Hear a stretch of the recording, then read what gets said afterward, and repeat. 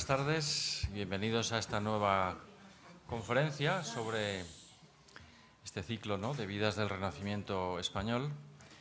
Y en este caso volvemos a cambiar de tercio, como hemos hecho en las anteriores ediciones. Ahora se trata de hablar de un personaje esencial para entender y comprender la historia del Renacimiento español, que es San Ignacio de Loyola. Y para eso tenemos la infinita suerte de contar con el gran especialista en Ignacio de Loyola, el profesor José García de Castro, de la Universidad Pontificia de Comillas, que le ha dedicado mucho tiempo al estudio de su pensamiento, de la espiritualidad ignaciana.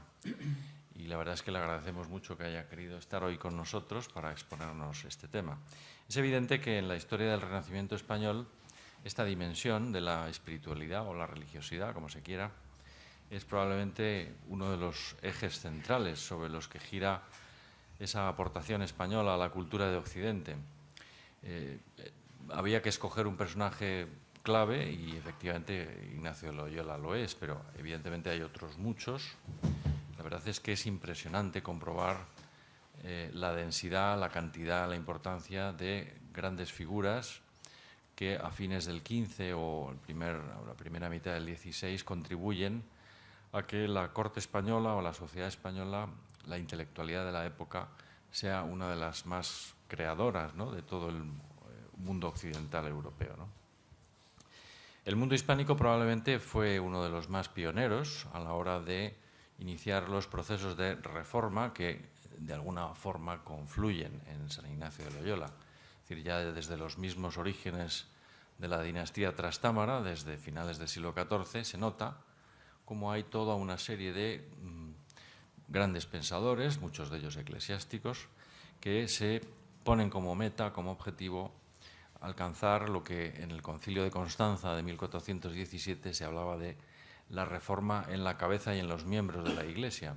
Y esto incluía no solamente reformas de carácter administrativo en las órdenes, sino también un movimiento más profundo de cultivo auténtico de la espiritualidad que hace de los reinos hispánicos uno de los territorios europeos como más proclives o más propicios, ¿no?, para la aparición de grandes figuras como la de Ignacio de Loyola. Bien, en este ciclo hemos abordado de alguna forma un personaje también clave para entender toda esta concatenación, ¿no?, de grandes figuras. Es la persona de Cisneros. Es decir, sin Cisneros no se entienden muchas de las cosas que van a suceder, ¿no?, en el pensamiento, en la espiritualidad hispánicas de todo el siglo XVI o del siglo XVII, ¿no? Bien, bueno, yo no me voy a extender más para que no perdamos la oportunidad de escuchar al experto.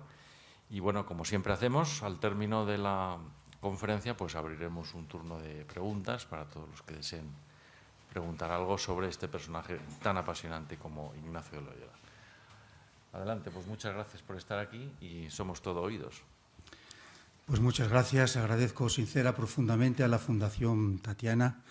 Don Teodoro, muchas gracias por haberse acordado de la Universidad Pontificia Comillas a través de este profesor que esta tarde les habla. El profesor César Oliveras, muchas gracias por sus palabras de introducción y por su presentación. Me toca introducirles a Ignacio de Loyola, Íñigo López de Loyola. Les invito en los próximos 50 minutos a ir entrando un poco en el recorrido histórico de esta persona a través de lo que he denominado escenarios de su presencia y cómo cada uno de los escenarios pues, ha ido contribuyendo a la construcción y la consolidación de una de las personalidades que no solamente por su obra personal, que como ya veremos, pues tampoco es una obra ni literaria, ni teológica, ni científica desproporcionada en comparación con otros grandes humanistas o personajes del siglo XVI europeo, el mismo Lutero, Calvino, Erasmo, el mismo Cisneros. La obra, digamos, escrita y el legado que lleva la firma, podemos decir, de su nombre, pues es relativamente escaso. Y todavía los que se dedican a estudiar su persona y su obra, pues todavía a veces tienen que discernir y ir viendo qué realmente pertenece y fue obra directa de la mano de Ignacio, cuánto fue de sus colaboradores, de su primer equipo. Sea lo que fuera, lo que también dio un gran prestigio y ensalzó este nombre para la historia y la posteridad de la cultura europea occidental, sin la cual yo creo, como decía el profesor Oliveras, es difícil entender el siglo XVI en Europa, sobre todo la segunda parte, pues fue la obra que surgió de su cabeza, de su corazón, de su discernimiento, que es la institución. Es una personalidad que se prolongó en una institución que por diversos factores también complejos pues se implantó en Europa y se desarrolló con un crecimiento, con una prontitud, con una profundidad y con una competencia que realmente sorprendió a los primeros jesuitas. Cuando el confidente de San Ignacio, el portugués Luis González de Cámara, pues pocos meses antes del fallecimiento le comunica a Ignacio que habrá unos 900, 950 jesuitas dispersos por el mundo, era muy difícil saber cuántos había, no había facilidades de comunicación como hay ahora, es difícil, hay gente que está entrando, saliendo de la orden, pues hay unos 1000 jesuitas en julio de 1556, cuando San Ignacio fallece. La Compañía de Jesús está instaurada en países en Latinoamérica, está instaurada en África, está instaurada en Asia, a través sobre todo de la impronta misionera de San Francisco Javier. San Ignacio deja una compañía pues tremendamente organizada en 11 de las que llamábamos entonces y seguimos llamando provincias jesuitas, con una red de contactos en la Europa del siglo XVI, de una influencia tanto en la burguesía como en la nobleza, como en la política eclesiástica. Bien, el desarrollo sobre todo un poco de los colegios, las universidades de los jesuitas, que se desarrolló cuando es suprimida la Compañía de Jesús, el Papa Clemente XIV, pues solo en Francia hay más de 400 instituciones educativas, con la influencia y la capacidad de transformación, de formación y de transformación, pues que cada colegio tiene detrás de sí, ¿verdad?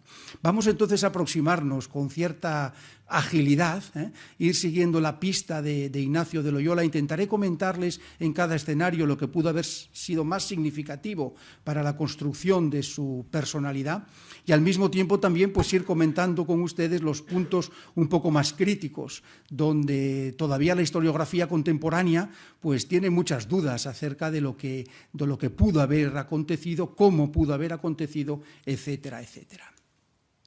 Sobre Ignacio de Loyola pues podemos proyectar numerosas miradas. Es un personaje muy polifacético.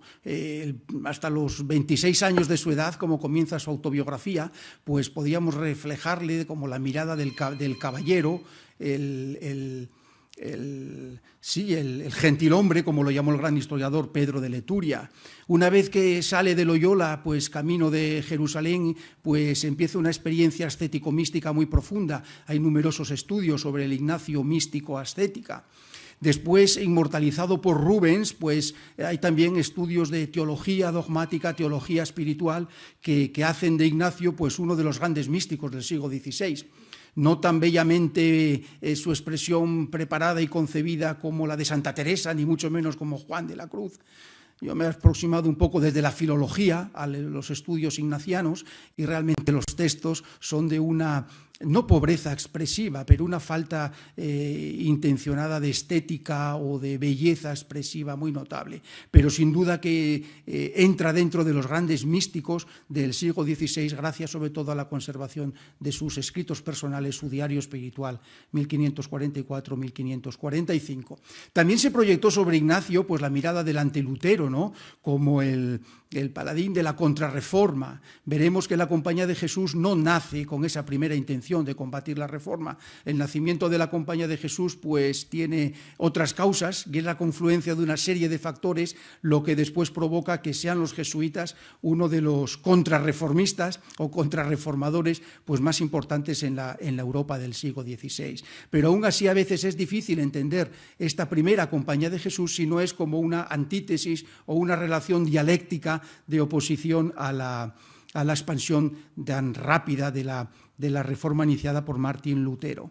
Ignacio fue un burócrata. Desde que en 1540 se asienta en Roma hasta que fallece el 31 de julio de 1556, pues fue un hombre de despacho. no le gustaba mucho, pese a que recibió una muy buena formación en este punto durante numerosos años en Arévalo, pero fue un hombre de despacho, un burócrata, un señor de secretaría, de administración, de gestión muy grande, ¿verdad? Por último, pues cómo no, la solemne beatificación junto con Teresa de Jesús, pues San Isidro Labrador, Francisco Javier, San Felipe Neri, pues los jesuitas pues tardaron muy poco en ensalzar enormemente la figura del fundador y haciendo pues de su dimensión santa, una vez canonizada, pues una de las columnas y los pilares de la Compañía de Jesús. Y también pues, podemos hablar del Ignacio que a mí más me gusta casi, es el Ignacio en societas, en compañía. Él funda una compañía, él inaugura una compañía. Hay gente, los jesuitas, nos hemos centrado tanto en la persona de Ignacio que se han ensombrecido pues los otros 9 compañeros que un 15 de agosto de 1534 se comprometieron con un voto público formulado en voz alta en la capilla de los Santos Mártires de San Dionisio a las afueras de París, y ahí sellaron un compromiso de ir a Jerusalén y un proyecto común de vida juntos, ¿no? Hay gente que dice que la compañía la fundó Ignacio de Loyola y que el resto son cofundadores.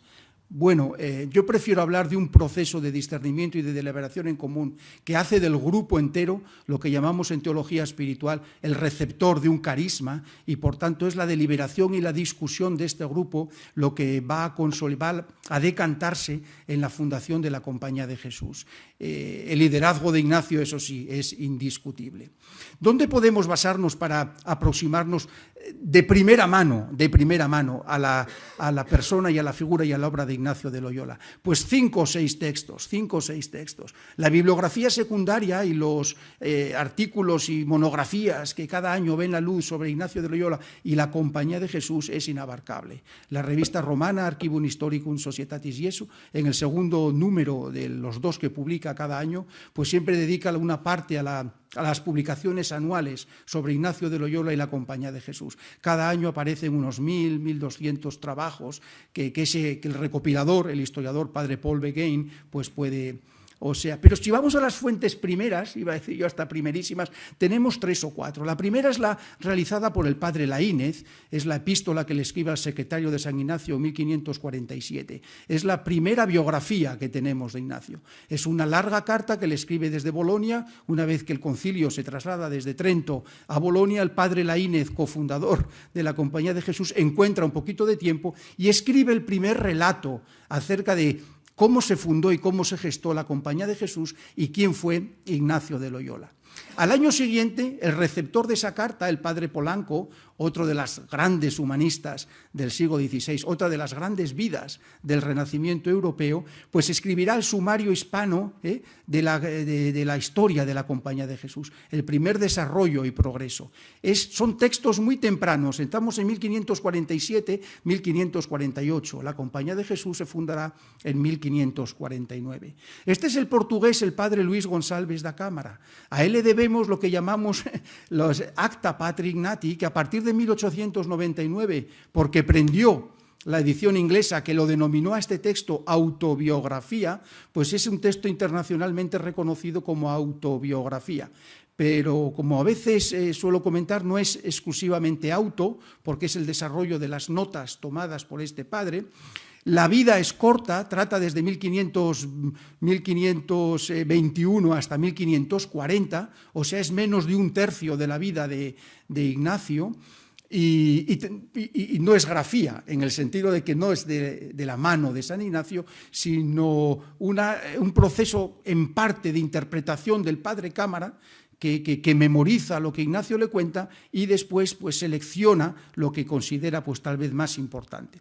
Pero la que se hizo sin duda más famosa y más trascendente y que inmortalizó la figura de Ignacio fue la Vita Ignati del padre Rivadeneira, publicada, como ven ahí, en 1572 en su edición latina y solo 11 años después en su edición castellana. Y este fue el Ignacio que recibió Europa, y este fue el Ignacio que recibieron todas las generaciones de jesuitas hasta hasta mediados del siglo XX, hasta el Concilio Vaticano II prácticamente.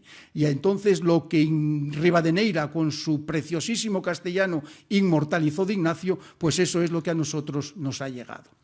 Esto es lo que conocemos como la Monumenta Histórica Societatis Jesu. Son 168 volúmenes, solo he podido traer uno, dudaba si traer los 168, pero solo he podido traer uno, y aquí están las fuentes críticamente editadas de los orígenes y primer desarrollo de la Compañía de Jesús.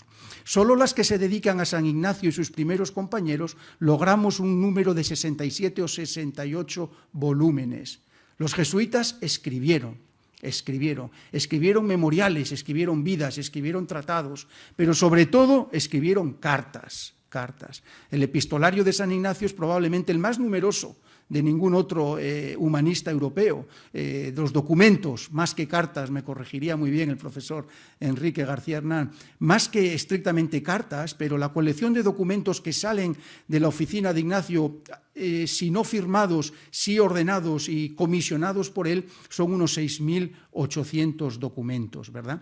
Bueno, pues otras fuentes que encontramos en esta enorme colección de la Monumenta Histórica Societatis Jesu, pues desde ahí podemos trazar el itinerario y el recorrido para conocer un poco la vida de Ignacio de Loyola. Yo destaco de una forma sorprendente ese Chronicon Societatis Jesu, escrito al final de su vida por el secretario de Ignacio, el padre Polanco. 4.800 páginas en un denso latín, a un espacio simple, que diríamos hoy, donde el padre Polanco, año a año, es una crónica, año a año, desde 1537, va escribiendo e inmortalizando lo que va pasando en la Compañía de Jesús hasta 1556, el año de la muerte de Ignacio. Año a año, provincia a provincia, y si me siguen preguntando, casa a casa, colegio a colegio. Esta obra, desgraciadamente, está en latín. Tenemos una traducción castellana todavía no publicada, en revisión, y cuya edición pues estamos preparando, ¿no? Y luego los miles de cartas. Bueno, en total tendríamos unas 131.421 páginas. Este es el estudio realizado por uno de los jesuitas que trabajan en el archivo de Roma, el padre Robert Danieluk, que ha trabajado mucho sobre las fuentes y tiene un precioso artículo descriptivo, ¿verdad? Bien, estamos en deuda. Yo esto se lo cuento con un sano orgullo de jesuita, de pertenecer a la Compañía de Jesús, pero tenemos una deuda enorme con tantos que nos han precedido, dedicados al estudio y al conocimiento de las fuentes de la Compañía de Jesús. Escenario 1, 1491-1506. Esta es la casa torre de la familia de los Loyola, de don Beltrán Yáñez de Loyola y María Sáenz de Licona, su madre. No hace falta mucha investigación de arquitectura para reconocer que es un solar, una casa-torre con dos partes bien diferenciadas. La parte superior hubo de ser reconstruida a finales del siglo XV, porque el rey entonces mandó destruir, después de un conflicto ahí sociopolítico, y la casa de los Loyola quedó desmochada y hubo que reconstruirla, pero no le permitieron reconstruirla según los cánones propios de una fortaleza o casa-torre, sino que diera la imagen de que se trataba más de una casa familiar y de un hábitat doméstico. Y así se construyó esa parte superior según un estilo mudéjar. Y ahí tienen también el escudo de la familia Loyola. No sabemos muy bien qué es, hay diversas interpretaciones, los lobos y la olla. Alude tal vez a la generosidad, a la hospitalidad. Todo el que se acercaba a la casa de los Loyola siempre encontraba acogida, algo de comida, un fuego, un calor, etcétera, etcétera. Este es el interior de la casa, fíjense ustedes en el tamaño de los muros, 1,5 metros, a veces 2 metros, y este fue el entorno en el que Ignacio de Loyola y sus hermanos crecieron. ¿Fue Íñigo de Loyola un soldado? No, no fue estrictamente hablando un soldado. ¿Tuvo algún tipo de formación militar? Pues sí, ahora como veremos en Arévalo, pues es posible que haya recibido más que probablemente algún tipo de formación, podríamos llamar hoy de la academia militar. Pero aunque él no lo fue de profesión, otros de sus hermanos sí lo fueron, pues él se desarrolló y creció en este ambiente, en esta atmósfera, y basta estar en la planta baja y el primer piso de su casa pues para comprobar que esta construcción era pues casi necesaria, imprescindible ante la defensa o para la defensa junto a posibles bandos, ¿no? Y ahí tenemos 8 apellidos vascos, no sé si saldrán 7 u 8, pero ahí tenemos los Sáenz de Licona, que es su madre, los Oñaz y los Loyola, los Pérez de Loyola, los Lazcano, nos aparece aparecen ahí. Nos podemos remontar la cronología del padre Dalmases, que es la que presenta en este precioso Fontes documentales, hacia mediados del siglo XII. Se puede reconstruir la genealogía de los Loyola. Muy poco sabemos de sus padres, muy poco sabemos de sus padres. Doña María Sáenz de Licona, parece que en Ondárroa, esta es la foto que se conserva tal vez de donde haya podido nacer y haberse criado su madre, tal vez nació hacia 1447, 57, 67, 77, 87. Si Ignacio de Loyola, convenimos en que nació en 1491, pues son 42, 43, 44 años que esta buena señora podía tener cuando concibió a Ignacio. Era el 13º hijo del matrimonio, el pequeño de 13 hermanos. Eso que sepamos, que tengamos constatado en los testamentos que conservamos, de nuevo en las fuentes documentales aquí publicados. Pero es posible que hubiera por medio pues, procesos a lo mejor de abortos naturales o niños pequeños que por enfermedad, por condiciones de vida, por frío, por humedad, por lo que sea, pues hubieran fallecido, 40% de mortalidad infantil, ¿verdad? Pero lo que sí nos consta es que Ignacio fue el menor de 13 hermanos. Bien. Tenemos el contrato de matrimonio de 1467, cuando se casó con don Beltrán Yáñez de Loyola, y ciertamente pasaría de los 40 cuando tuvo a Ignacio de Loyola. El padre Polanco nos cuenta que muy probablemente ya hacia 1500-1501 falleció su madre. Por tanto, esto pues no fundamentaría otras hipótesis que tal vez desde un punto de vista más psicológico, incluso psiquiátrico, las hipótesis del psiquiatra Meissner, profesor en Boston College, tiene una preciosa monografía, La psicología de un santo, se llama así. Y bueno, pues él tiene toda una interpretación que debido a la temprana muerte de la madre de Ignacio, pues a partir de ahí hace un análisis psicológico de la personalidad de Íñigo, ¿no? Bueno, pues tal vez Íñigo tuvo tiempo suficiente para conocer a su madre. De las hermanas muy poco sabemos, ¿eh? Sabemos algo por los contratos de matrimonio que se conservan también en algunos archivos de Azpeitia o de Joaniza, Magdalena, al lado ponemos el nombre de los maridos, María Beltrán, 5, Joaniza, Magdalena, Petronila, Sancha y María. Pero nunca han sido tampoco objeto de atención por ningún historiador. No sabemos nada. Ese GV que aparece ahí es la biografía, preciosa biografía del padre Ricardo García Villoslada, casi 1000 páginas y los capítulos que dedica al entorno familiar de Ignacio se detiene hasta donde puede en la documentación que tenemos disponible. ¿Y qué decir de los hermanos de Íñigo? Pues aquí los tenemos a todos, 3, 4, 5, 6, 7. Como ven, la carrera militar la desarrollaron varios, entre las letras, un poquito este otro Hernando que murió en el Darién, en el Panamá, y el clérigo Pedro López de Loyola. Parece que con el que tuvo más relación fue precisamente con el clérigo don Pedro López de Loyola, pues que tendría cierta influencia en la parroquia de Azpeitia, San Sebastián de Soreasu, de la cual pues eran patronos o regidores los padres de los Loyola. Tenían una cierta, o más que cierta, una notable influencia en la vida sociopolítica y eclesiástica de la villa de Azpeitia en aquel tiempo. Pero Ignacio fue criado por esta señora, doña María de Garín. Doña María de Garín. Fue importante, qué curioso, fue importante. Cuando los jesuitas quieren beatificar a Ignacio, evidentemente, y viajan de Roma y van a los diferentes lugares por donde Ignacio pasó, por Barcelona, por Manresa, por Alcalá, y buscan a la gente que pudo haberle conocido o a los hijos de aquellos que pudieron haberle conocido a Ignacio, pues se topan con esta señora ya muy mayor, se topan con los hijos de esta señora. Y gracias a los testimonios de doña María de Garín, los jesuitas se ponen de acuerdo en el año de nacimiento de Ignacio de Loyola. El mismo Rivadeneira y el mismo Polanco, dos de los que le conocieron muy bien, pues uno defendía que Ignacio había nacido en 1495, el padre Polanco, y otro que había nacido en 1491. Parece ser que fue el testimonio de esta buena señora el que logró inclinar la balanza hacia la fecha de 1491, que no encaja con el comienzo de la autobiografía cuando San Ignacio habla de su propia conversión. Hasta los 26 años de su edad fue hombre dado a las vanidades del mundo.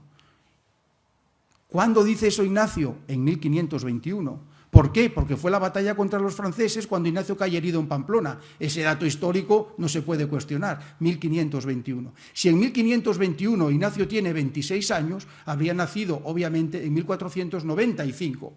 Entonces, ¿de dónde viene la fecha de 1491? ¿Está mal la fecha de la batalla? ¿Está mal la fecha del nacimiento? ¿O no fue esa la fecha de la conversión? El caso es que Vives no estaba nada de acuerdo con que las mamás entregaran a sus bebés a otras señoras para su crianza. Tal vez Vives no había dado a luz a 12 o 13 niños antes, bebés, y pues tampoco sabía muy bien de qué podría estar hablando, ¿verdad?, en la instrucción de la mujer cristiana. Ignacio se desarrolla en un ambiente de caballerías, esto es muy claro. La autobiografía, el texto de Ignacio, dice que cuando él está convaleciente pidió libros de entretenimiento. ¿Qué libros eran esos? Evidentemente libros de caballería. Y la autobiografía cita específicamente el Amadís de Gaula. Y Ignacio estaba como embobado, podríamos decir, con las ensoñaciones de los libros de caballerías que a lo mejor había escuchado leer en la cocina de Loyola, o que a lo mejor con sus hermanos militares, las cartas que podían llegar, todo este mundo de las batallas. La mentalidad y el entorno cultural mental de Íñigo de Loyola estaba bastante condicionado por la cultura caballeresca. Cámara dice que eran todo vanidades del mundo. Pero no, yo creo que hay que ser justo. La literatura caballeresca no solamente era vanidad, honor, vanagloria. Había muchos valores ahí de lealtad, de fidelidad, de obediencia, de servicio, de compromiso con los pobres, de ayuda a los huérfanos, a las viudas. Era la vida del caballero. Ignacio se mueve mucho en este ambiente. Y junto con ello, pues la mentalidad popular. Aquí les he puesto la Virgen de Aránzazu, de los monasterios de los franciscanos, la Virgen del Espino, y Nuestra Señora de Olatz, que está en la ermita de Olatz, muy próxima a la casa torre de los señores de Loyola. Se puede ir caminando en 5, 8, 10 o 10 minutos. La devoción mariana, yo me imagino a Íñigo de Loyola, pues viendo sus padres como eran regidores de la iglesia de Azpeitia, participando en liturgias, en procesiones, en celebraciones litúrgicas, en misas, etcétera, etcétera. Ahí la tiene en la parroquia de San Sebastián de Soreasu, y la pila bautismal, donde muy probablemente fue bautizado Íñigo López de Loyola. La iglesia es impresionante para lo que es la villa de Azpeitia. Es una pequeña catedral en medio de aquel pueblo. La piedad y la religión. La Vita Christi fue probable del Ludolfo de Sajonia, ex dominico, pues fue probablemente una de las lecturas de la Devotio moderna, este movimiento de piedad religiosa de la tardía Edad Media, que más influyó en Ignacio de Loyola. Ignacio recibió la vida de Jesucristo a través de la conmovedora, emocionante y transformadora prosa de Ludolfo de Sajonia. Si tienen oportunidad de acercarse a esa obra, entonces Ignacio, a través de Ludolfo de Sajonia, pues va cambiando los sueños del Amadís de Gaula por los sueños de su nuevo Señor y Caballero, nuestro Señor Jesucristo, ¿verdad? Bien, esto es lo que tenemos hoy de Loyola, el impresionante santuario, la basílica y la residencia y dependencias de los jesuitas en Loyola. Fíjense la casa torre en que ha terminado, ¿verdad?, años después, la basílica impresionante de Loyola. Íñigo pasará 15 años en Arévalo, en Castilla, y luego en Nájera, en La Rioja. Bien, esto fue posible porque este señor, don Juan Velázquez de Cuéllar, nada menos que, digamos así, el ministro de Finanzas o de Economía de Carlos V, con la buena relación que tiene con la familia de los Loyola, concede lo que podríamos llamar hoy una beca a esa familia, y ofrece la posibilidad de educar a uno de sus hijos en el palacio de Arévalo. Y los Loyola pues envían al pequeño de los hijos, a Ignacio, a Íñigo de Loyola. Hasta 1529, 1528, 29 no podremos hablar propiamente de Ignacio, porque hasta entonces es Íñigo. Y Arévalo pues supuso para Ignacio un cambio muy fuerte, cambio de paisaje, cambio de mentalidad, apertura de horizontes, y nada menos que en la casa de don Juan Velázquez de Cuéllar. ¿Qué aprendería Ignacio en Arévalo?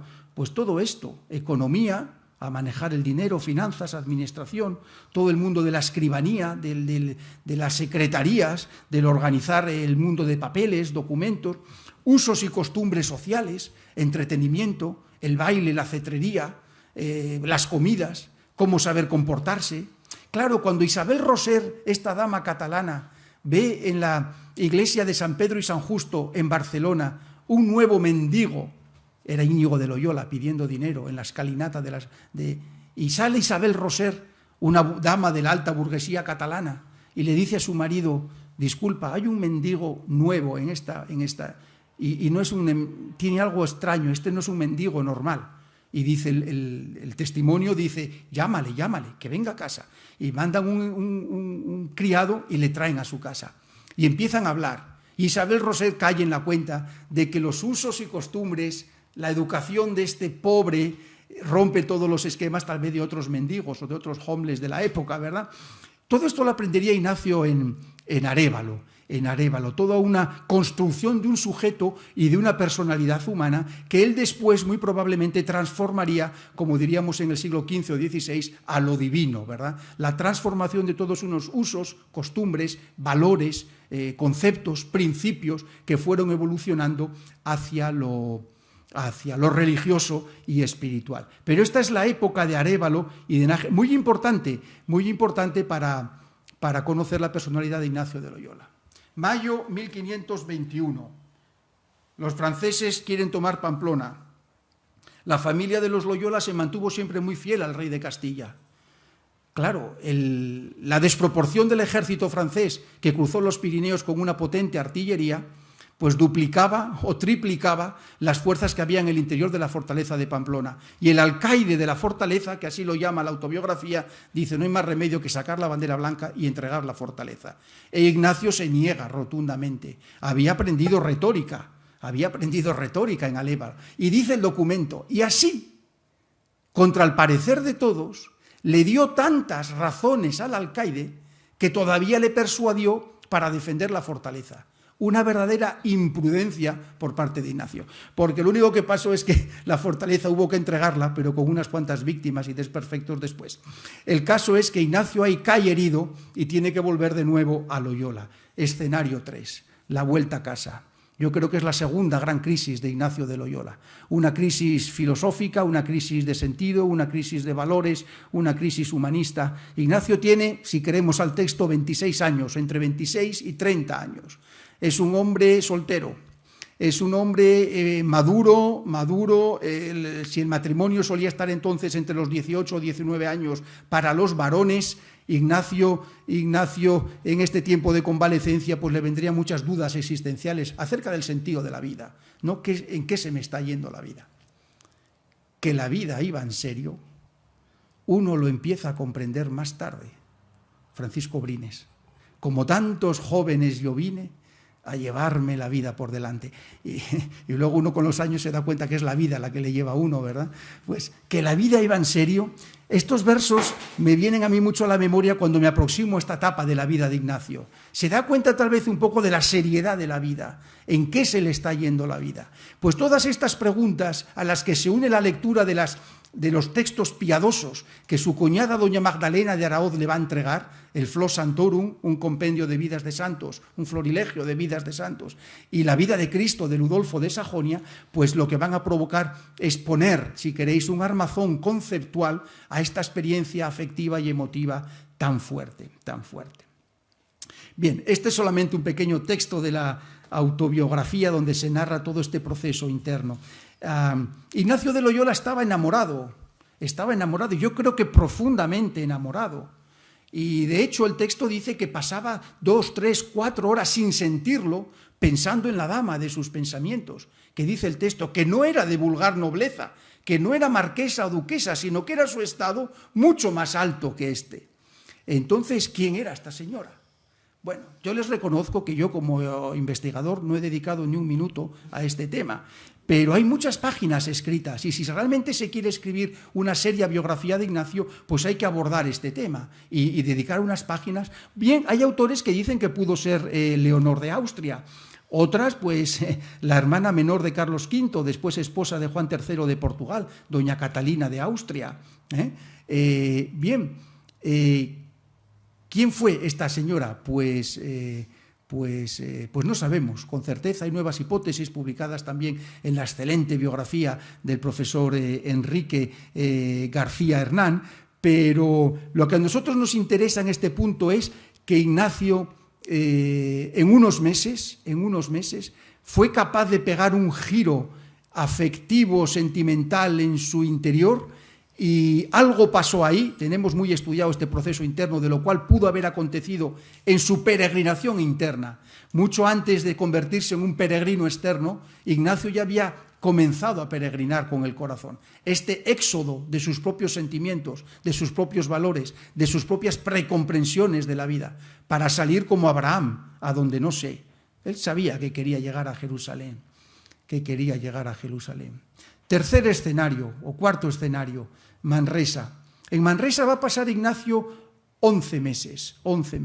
Para él era en principio solamente un punto de paso para poder dirigirse después a Barcelona, embarcarse a Venecia y de Venecia ya conseguir el permiso de peregrino en Roma y luego pues ya embarcarse en la nave peregrina a Jerusalén. Por circunstancias que no podemos explicar, Manresa se va a convertir en el lugar tal vez más significativo de su experiencia espiritual y mística. Fue un tiempo muy intenso para él de experiencias. El texto habla de visiones de la Trinidad, de la representación de la humanidad de Cristo. Un poco cuando uno lee la relación con la humanidad de Cristo de Teresa de Jesús, hay aquí un cierto paralelismo. La impronta que la devoción moderna había puesto y centrar la experiencia mística en la humanidad de Cristo, en el Jesús de los Evangelios, que por otra parte va a entrar muy en conexión después con esa reforma que también Erasmo desde otros principios, pero iba a proponer, ¿no? La vuelta a la simplicidad del Evangelio a la humanidad de Cristo, que venía a oponerse radicalmente a las místicas dominicas lideradas por el maestro Eckhart en la Renania del norte de Europa, místicas mucho más de carácter abstracto, se llaman así por casualidad, los místicos de la mística abstracta, de la mística esencial o de la mística metafísica. El maestro Eckhart es muy complejo en su expresión religiosa. Ignacio no. Ignacio es Jesucristo, Jesús, la humanidad de Jesús, el Jesús de los Evangelios. Esto fue un tiempo muy intenso en Manresa, que culmina con esta experiencia que el párrafo 30 de la autobiografía sitúa en las orillas del río Cardoner. Una iluminación del entendimiento. Pero esto lo reflejo aquí porque el resto de su vida, en 1553, cuando se redacta la autobiografía y le preguntan a San Ignacio: oiga, padre, ¿y esto en la compañía por qué es así?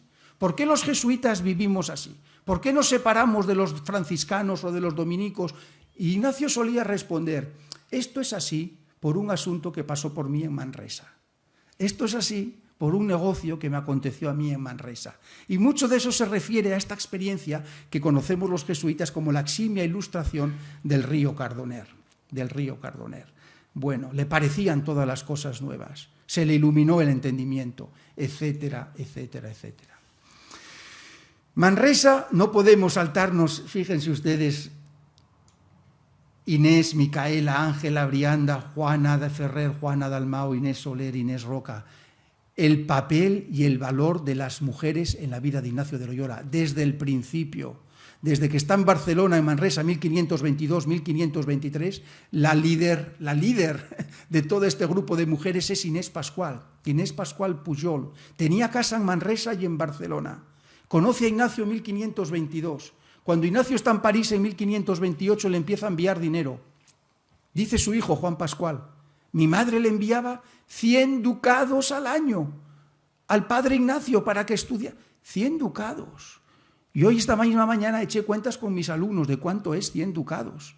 100 ducados podían ser unos 2.000, 2.500 euros, porque le daba a Ignacio suficientemente para pagar el colegio mayor, para pagar la matrícula en la Sorbona, que no era cualquier centro universitario, y para tener dinero de bolsillo que él con frecuencia ayudaba a otros estudiantes, tal vez con el fin de ganárselos para su grupo. Es probable, ¿verdad?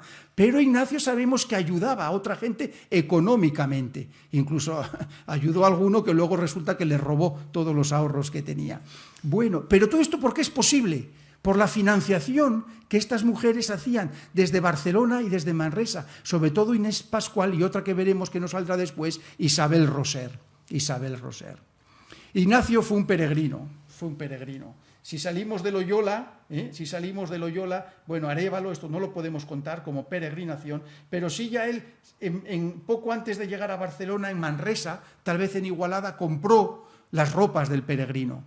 Y tiene este gesto de la caballería medieval, del cambio de vestidos, del ofrecimiento de la espada a Nuestra Señora de Montserrat. Está en esta mentalidad caballeresca. Y Ignacio dice, se revistió de su deseado vestido.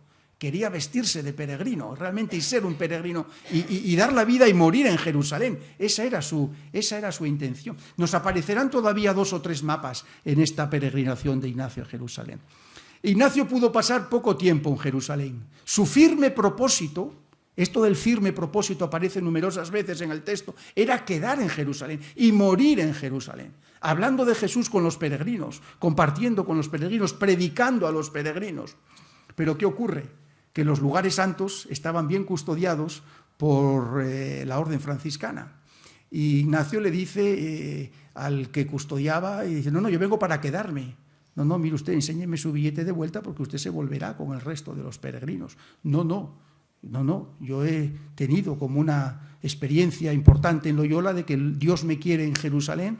Dios le quiere en Jerusalén, pero el provincial de los franciscanos le quiere fuera de Jerusalén, usted se embarcará. Y Ignacio se resiste y pelea. Entonces esta imagen de que Ignacio se escabulle de la guardia del provincial y tienen que ir tras él, y entonces hay varias iconografía de este episodio, ¿no? Cómo le agarran con cierta violencia y le es conducido y tiene que abandonar Jerusalén. Otra gran crisis para Ignacio. Le costó 2 años llegar a Jerusalén, convencido de que era voluntad de Dios. Y en el párrafo 50 de la autobiografía aparece por primera vez la expresión voluntad de Dios. Viendo que no era voluntad de Dios que quedara en Jerusalén, entonces ¿a dónde voy? ¿Qué hago? ¿Por qué se peregrinaba entonces? Pues por una promesa. Señor, si sanas a mi hijo, si mi hija no se muere, hago una peregrinación. Y entonces su hija no se murió y el creyente hace una peregrinación. Bueno, muchos militares del perfil de Ignacio, pues después de haber tenido que pelear duro y enfrentarse a cosas muy graves en medio de la guerra, pues acababan sus vidas de militares jubilados en una peregrinación, con el deseo de reconciliarse con Dios y prepararse para una buena muerte. O podía haber peregrinaciones por devoción personal. ¿Cuál fue el caso de Ignacio? Pues no lo sé. Es posible que hubiera hecho una promesa. Señor, si salgo de esta herida tan grave, pues voy a Jerusalén. O fue por devoción personal, queriendo imitar a los santos. Había leído que San Francisco había estado en Jerusalén. No sabemos. El caso es que Ignacio tiene que reorientar su futuro. Y de nuevo la pregunta, ¿qué voy a hacer? ¿Qué puedo hacer? Tiene que volver a Alcalá, Barcelona primero, Alcalá, más que a ningún otro pueblo de esta vida. Debo yo, dice Ignacio, a Barcelona. ¿Por qué? Por la ayuda que recibía. ¿De quién? De Isabel Roser, muy generosa esta señora. Y esta señora le salvó la vida. Porque cuando esta señora le dice, ¿dónde va usted?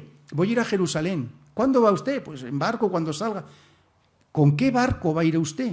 Porque los Roser, su marido Ferrer, vivían muy cerca del puerto. Se dedicaban a cuestiones textiles y con mucha frecuencia conocían los barcos, el puerto, las mercancías. Y entonces le dice Isabel, no, en ese bergantín no puede usted ir, es un barco muy peligroso. No, pero era más barato, no tenía dinero, ya he dejado allí mi equipaje, mis libros. Saque usted de ahí sus libros, su equipaje y yo le pago un barco un poquito más sólido y consistente. ¿Qué pasó con el barco pequeño? Que se hundió. Claro, Ignacio esto no podría olvidarlo. Esto fue una profecía. Bueno, pues no fue una profecía de Isabel Roser, lo que fue pues sensatez y decir, hombre, ese es un barquito muy frágil para hacer toda esa travesía hasta Venecia, yo te pago un billete en una nave un poco más sólida. Por eso dice Ignacio, yo a Barcelona le debo más que a ningún otro pueblo de esta vida, ¿verdad? La preciosa y boyante Barcelona del siglo XVI. Esta es Isabel Roser, que nos saldrá más adelante. Y aquí le viene a decir Ignacio, os debo más que a cuantas personas en esta vida conozco. Si yo me llego a olvidar de usted, pues que Dios se olvide de mí. Mira, Isabel, es imposible que yo me pueda olvidar por los grandes beneficios que de usted pues he recibido. Mujer devota, amiga, benefactora, le pagó los primeros estudios de latín de Ignacio en Barcelona y atención, jesuita por 9 meses. Jesuita por 9 meses. Es muy conocido el caso de doña Juana de Austria, que se murió siendo jesuita sin nunca, en secreto, eso sí, con un proceso muy sigiloso, que los jesuitas y ella se comprometieron a mantener en secreto. Se referían a doña Juana de Austria como Mateo Sánchez en las cartas, en la correspondencia. Pero antes que doña Juana hubo 3, Isabel Roser, Francisca Cruillas y Lucrecia de Brandín. Hicieron los votos el 20, es muy fácil de acordarse, estas navidades acuérdense ustedes, porque es el 25 de diciembre de 1545. 3 mujeres leyeron de rodillas delante de Ignacio de Loyola la misma fórmula de votos que harían entonces todos los novicios, y que es muy similar, casi sin cambios, a la que yo casi hace más de 30 años pues realicé de rodillas delante de mi padre provincial. Esa fue la misma fórmula de votos que estas mujeres leyeron. Cuando Isabel quedó viuda, se fascinó por Ignacio todavía en 1545. Fue una relación que duró, una relación epistolar que duró 22 años. Ignacio en esto era un maestro, no solamente en generar relaciones, sino en conservarlas y mantenerlas. Y el caso de Isabel Roser pues es clarísimo. Bueno, hay un número grande de mujeres, pero que a mí me gusta por lo menos una vez en la vida pues hacerles un poco de justicia, porque no todo al principio pues fueron varones, pero las fuentes nos hablan, rastreando por estos volúmenes de Monumenta, van apareciendo numerosas mujeres que le apoyaron, que le cuidaron, que le financiaron, que rezaron por él y que Ignacio realmente pues consideró como grandes amigas. Bien, de Barcelona pues se va a Alcalá con el fin de comenzar sus estudios, aprender latín. Se hospeda en el hospital de Antezana, que hoy se puede visitar. Ha sufrido una preciosa remodelación en los últimos 2 o 3 años. Se conserva la que pudo haber sido tal vez la cámara donde Ignacio pudo haber vivido, en esta esquina una pequeña cocinita y una pequeña habitación, y allí entraba mucha gente a hablar con Ignacio de Loyola. Los procesos de beatificación y los procesos de la Inquisición recogen mucha información. ¿Y quiénes eran? ¿Y de qué hablaban? Entonces el hospitalero dice, no sé, yo no sé de qué hablaban, porque yo no escuchaba, dice literalmente. Y venían mujeres, sí, venían mujeres, y temprano de mañana venían cubiertas.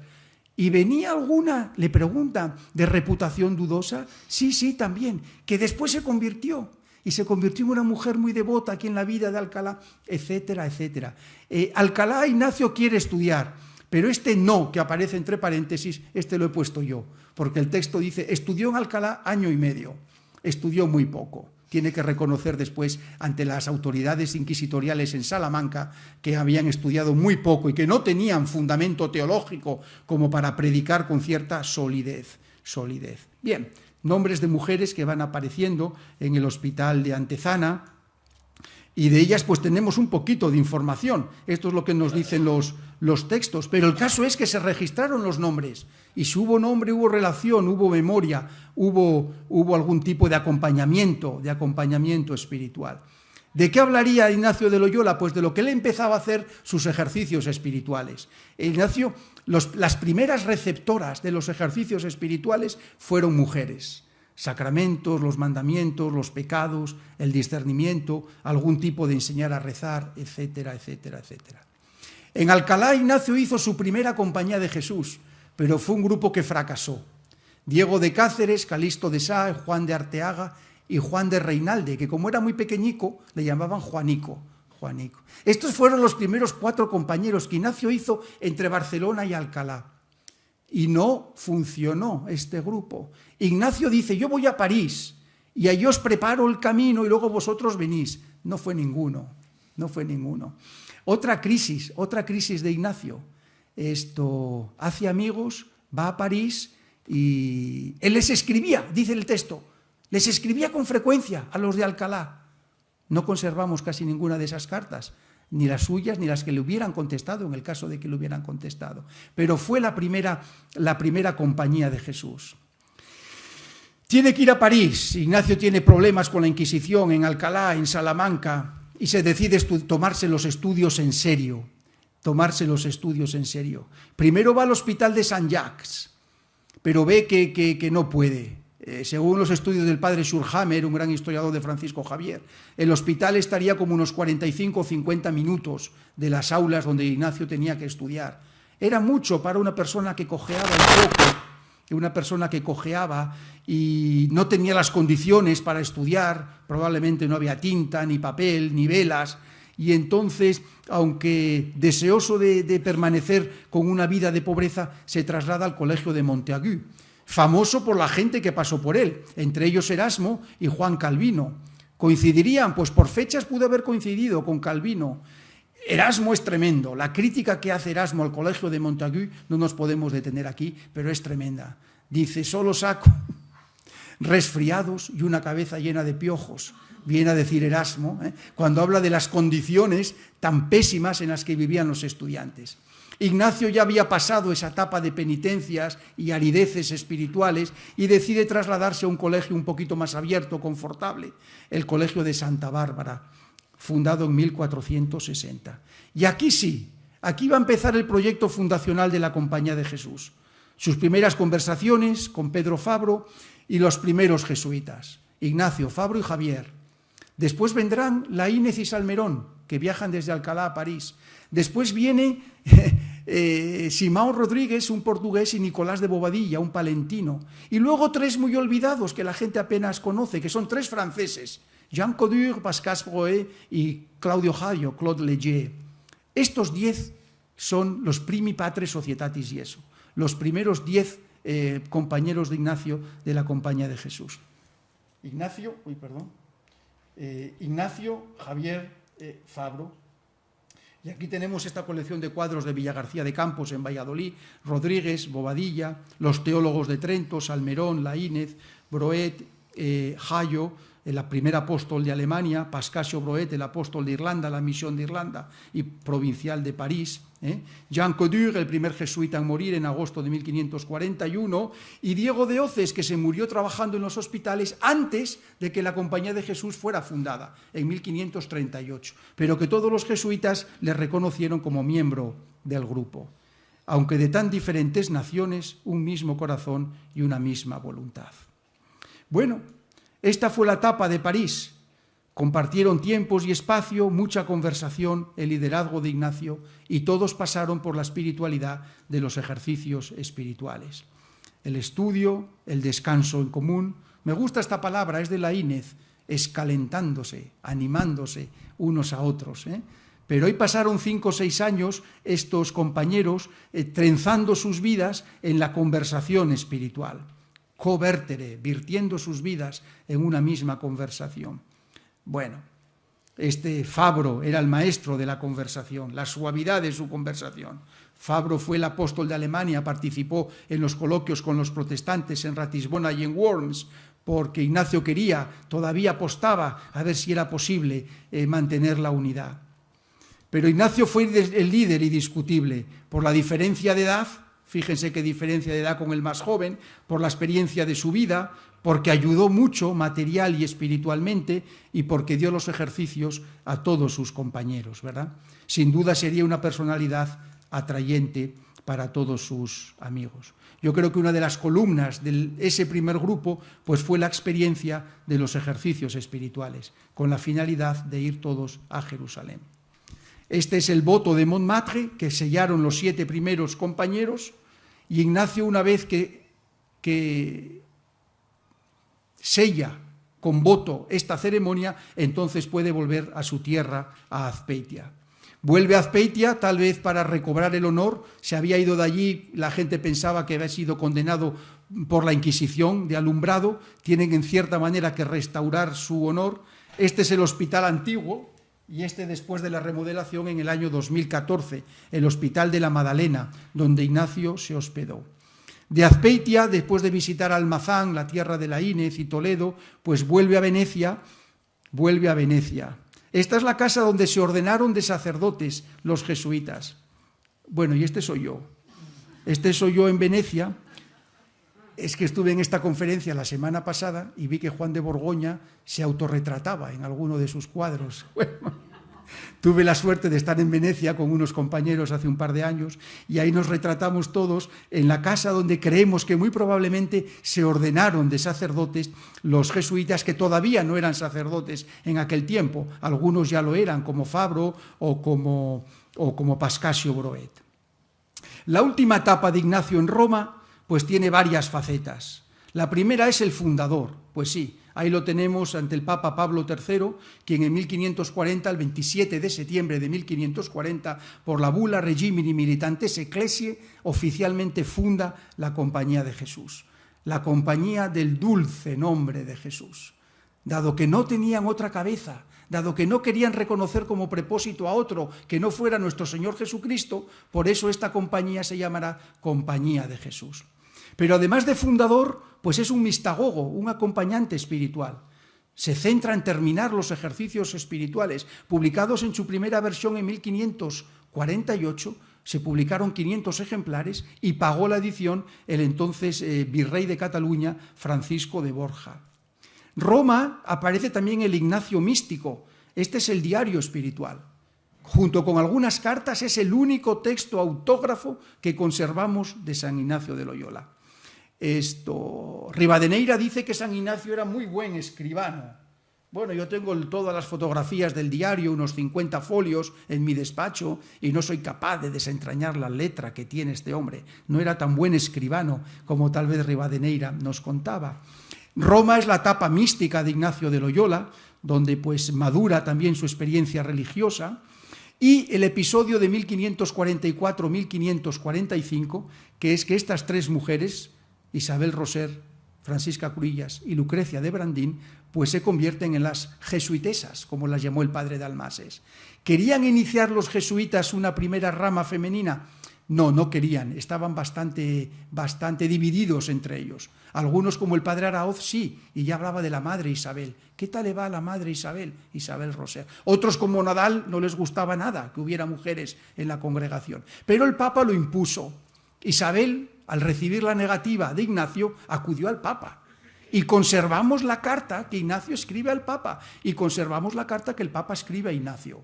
Padre Ignacio, admita usted a estas mujeres en su compañía. Este fue otro episodio, esta es la fórmula de los votos de Isabel Roser, que está escrita en catalán. Pero es la misma fórmula, les decía, que los jesuitas hasta el siglo XXI pues seguimos repitiendo.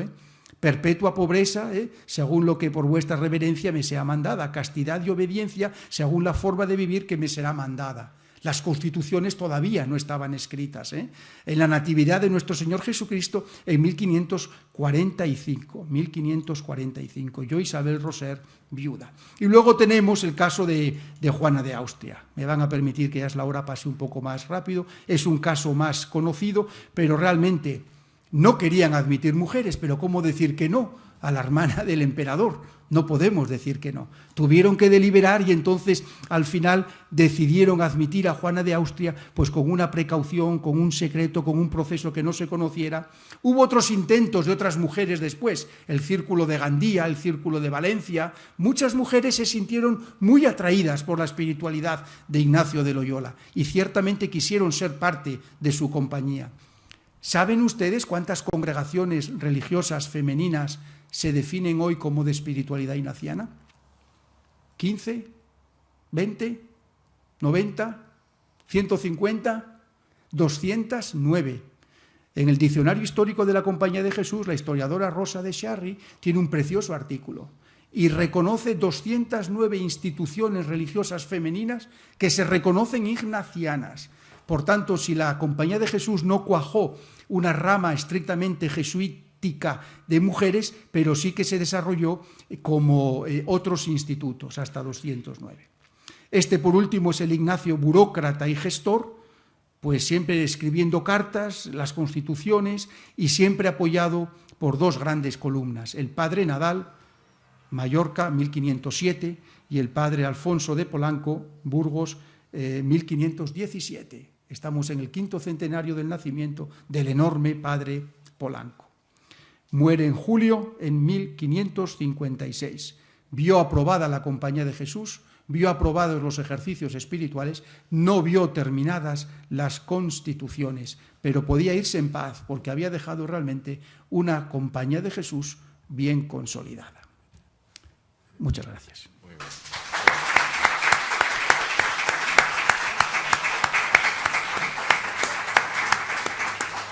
Muchísimas gracias. La verdad es que ha sido una preciosa conferencia.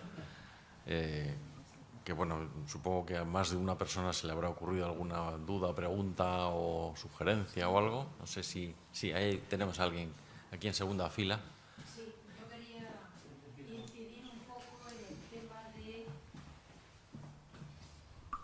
Perdón, quería incidir en el tema de los problemas con la Inquisición, porque algo nos ha comentado de cómo alumbrado y tal. Efectivamente. Entonces, bueno, aparte de darle las gracias por la estupenda conferencia. Gracias. Gracias, muy amable. Sí, es otra de las grandes perspectivas a la cual uno se puede aproximar en la vida de Ignacio de Loyola. Los problemas grandes con Ignacio comienzan en Alcalá, en torno a la universidad, lo que solía pasar. En la universidad hay cultura, la universidad hay saber, la universidad hay dinero, hay familias pudientes, hay congregaciones religiosas. Y Alcalá entonces en esa época es una efervescencia de movimientos espirituales, tanto ortodoxos como heterodoxos. Entonces, la gran, digamos, sospecha que acompañó a Ignacio casi hasta la muerte, porque cuando el padre Polanco entra en la Compañía de Jesús en 1541, Ignacio pasa por Alcalá 1527, todavía esa familia sospecha del posible alumbradismo de Ignacio de Loyola. Ese es el punto. Un prisma posible de lectura y de entrada en la vida de Ignacio es a través de sus posibles o afinidades, contactos con el movimiento de los alumbrados, que viene fundamentalmente por la creencia tan radical de Ignacio de Loyola en la experiencia espiritual directa o inmediata con Dios nuestro Señor. Y esto, que es lo que fue condenado en el edicto contra los alumbrados de Toledo de 1525, esto es lo que la Inquisición perseguía con mucho cuidado. Porque, claro, la Inquisición tiene que defender ante todo la mediación eclesial con los medios que la Iglesia propone para encontrarse con Dios o para recibir la gracia de Dios. Los sacramentos, las liturgias y oraciones comunitarias, los sacerdotes, la dirección espiritual, el contraste objetivo. Entonces, cuando ven un señor que se reúne para rezar, pues que propone métodos de oración que al margen, que no él es laico. Entonces, en Alcalá los amigos, estos 4 amigos se cambian de vestido, le llaman los ensayalados, un sayal se pone de color ocre, marroncito. Todo era muy propicio para que realmente la Inquisición pusiera el ojo sobre él. La sospecha inquisitorial comenzó en Alcalá, le acompañó a Salamanca, continuó en París y acabó en Roma. Yo creo que cuando él acaba los estudios en París, quiere volver a España, con el certificado de estudios nada menos que de la Sorbona, para decir, soy un teólogo y un espiritual católico ortodoxo. Pero es realmente un gran tema en la vida de Ignacio, su sospecha inquisitorial y su posible relación o afinidad con los alumbrados. ¿Más preguntas? Al fondo hay otra pregunta.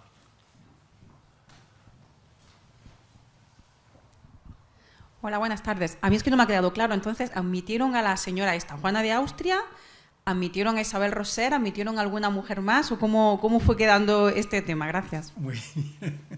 Muchas gracias, porque se está escribiendo mucho sobre... Acaba de aparecer un libro, no me acuerdo del nombre del autor, pero es un libro, iba a decir que yo lo devoré en verano, ahí en la tumbona, en la playa, Ignacio de Loyola y las mujeres, publicado en Cátedra, creo que apareció en febrero o marzo. Son unas 400 páginas focalizado en este tema. Sí, en el siglo XVI hubo por lo menos 4 mujeres que fueron jesuitas. Solo una, Juana de Austria, murió siendo jesuita. Llevaba su vida religiosa con la discreción y con la confianza que la compañía puso en ella para su pobreza, su castidad y su obediencia. Nunca abandonó sus responsabilidades sociopolíticas con el imperio o con lo que su cargo como regente le comprometía.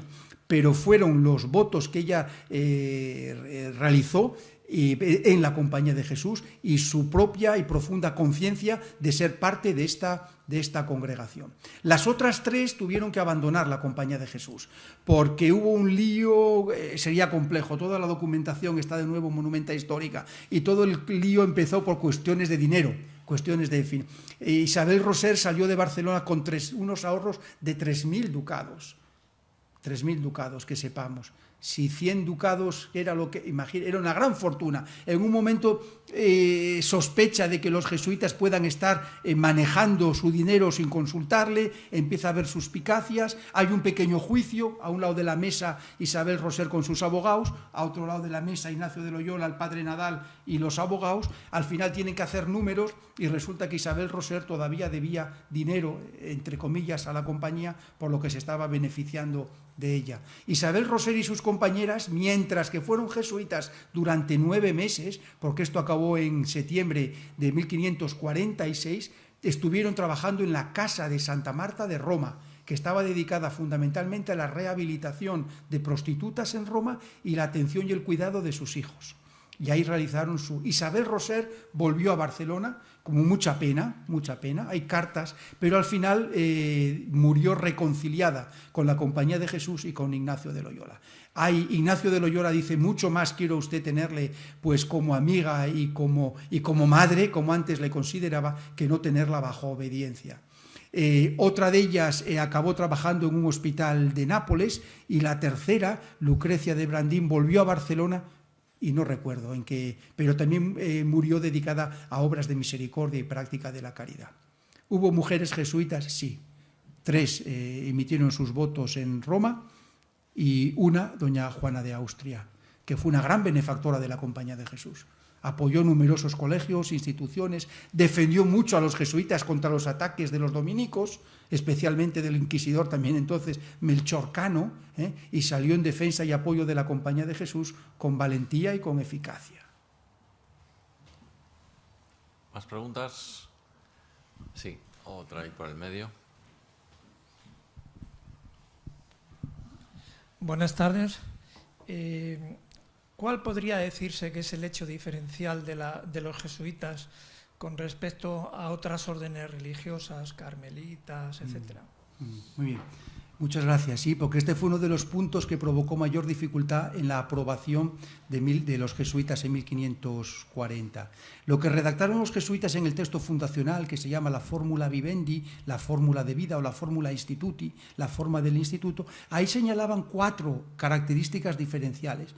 Los jesuitas evidentemente no querían ser monjes, no querían, tampoco querían ser frailes, por tanto vivir en conventos como los mendicantes, y sí se aproximaban mucho más a los que eran canónicamente reconocidos como clérigos regulares. Entonces eran los teatinos, los barnabitas y los clérigos de Somasca, comunidades de sacerdotes que vivían en comunidad y se dedicaban a diversos ministerios. ¿En qué consistía esta diferencia? Pues miren, 4 cosas principales. Primero, algo escandaloso para aquel momento era una vida religiosa sin coro, sin que los miembros de la congregación religiosa se juntaran 2, 3 o 4 veces a rezar el oficio divino. Eso Ignacio lo suprimió en la fórmula del instituto y en las constituciones. Esto fue una dificultad que no se entendió, porque era tan medular en la vida religiosa como los propios votos. Lo que configura un religioso hoy son los votos de promesa, de castidad, pobreza y obediencia, ¿de acuerdo? Entonces, Ignacio de Loyola y sus compañeros suprimen el rezo, el coro,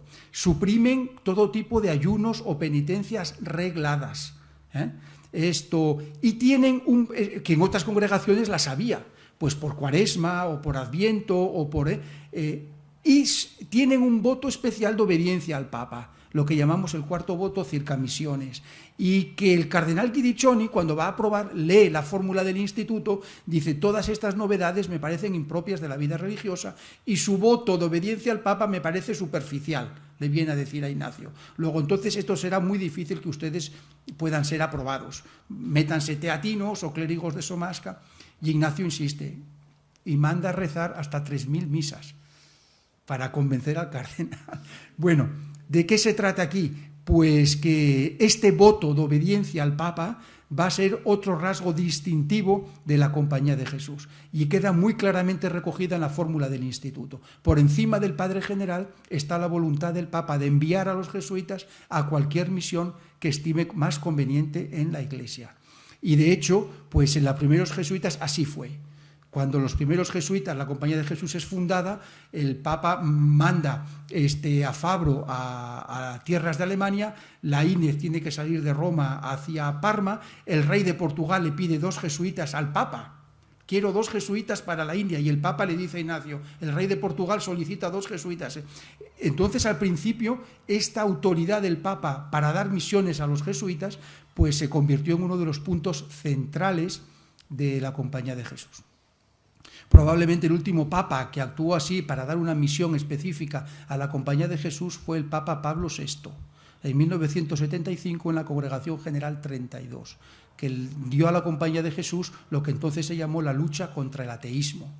Y entonces el Papa dijo, en nombre del cuarto voto, yo a ustedes les pido que reflexionen, que piensen, que dialoguen para combatir este movimiento del ateísmo que con tanta fuerza, bueno, pues puede haber misiones que da el Papa, y este fue uno de los puntos centrales diferenciadores de la Compañía de Jesús.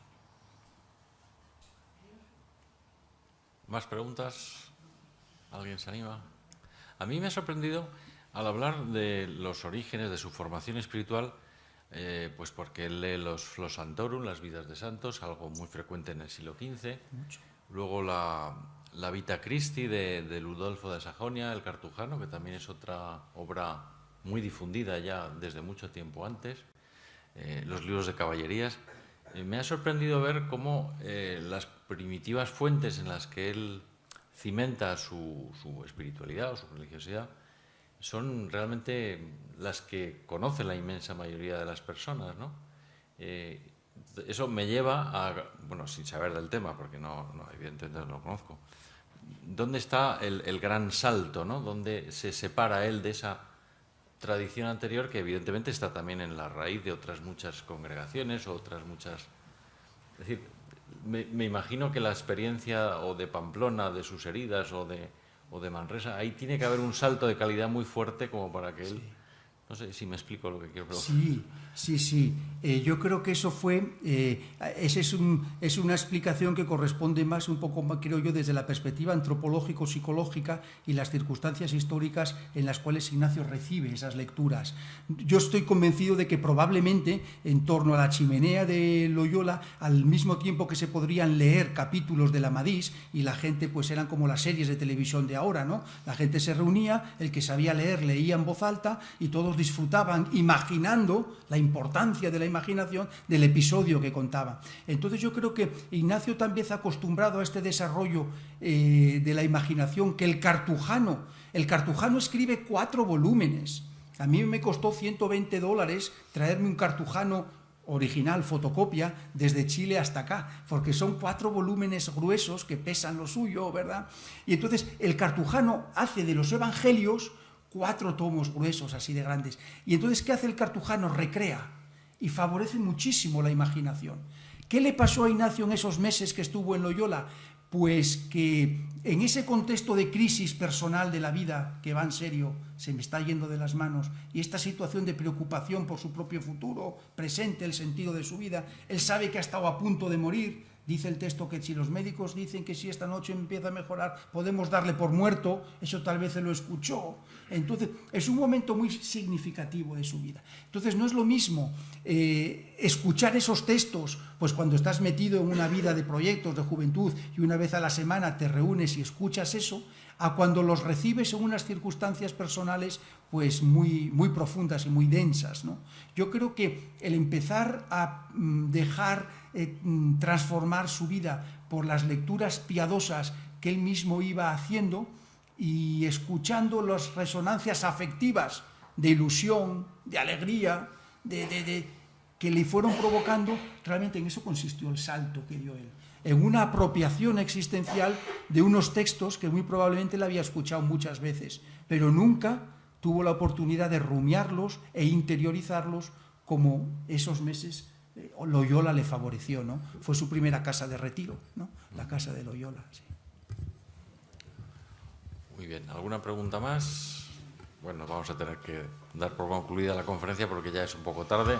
Muchísimas gracias, profesor, por esta espléndida conferencia, y les emplazo a ustedes ya a la última del ciclo, que será el próximo jueves, sobre un personaje que es como la antítesis de lo que es el Renacimiento español, el otro, el mundo turco-otomano, en la persona de Solimán el Magnífico, una figura al mismo tiempo temida y admirada por aquella Europa del siglo XVI, ¿no?